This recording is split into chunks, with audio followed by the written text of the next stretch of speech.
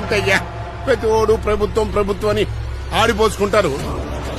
అసలు ఓటేసేవాడు క్యాండిడేట్ గురించి ఏం ఆలోచిస్తున్నాడు? ఆడు మన కులపోడా కాదా, మన సంఘపోడా కాదా, మన మీద ఏదైనా పోలీస్ కేసు వస్తే కాపాడతాడా లేదా అని ఆలోచించి ఓటేస్తున్నాడే తప్ప ఆడి వ్యక్తిత్వం గురించి ఎవరన్నా ఆలోచిస్తున్నాడా? అంతెందుకు, ఆడు ఎమ్మెల్యే అయిన తర్వాత మర్నాడు నుంచి ఆడి ఇంటి ముందు పెద్ద క్యూ.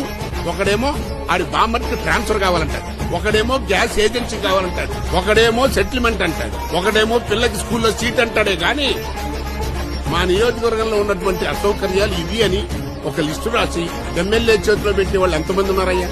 అంతెందుకు, కూల్ డ్రింక్ షాప్కి వెళ్ళి కూల్ డ్రింక్ తాగు, రూపాయి ఎక్కువ వేస్తాడు.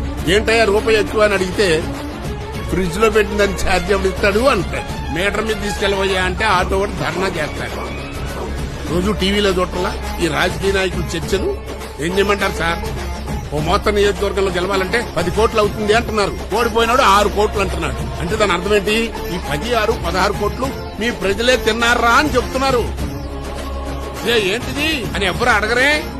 కాబట్టి నాన్న, దీనివల్ల నీతి వాక్యం ఏం తెలిసింది? స్వార్థపరుణ్ణి పరిపాలించాలి అంటే ఆడికంటే పరమ స్వార్థపరుడే కరెక్టు అని.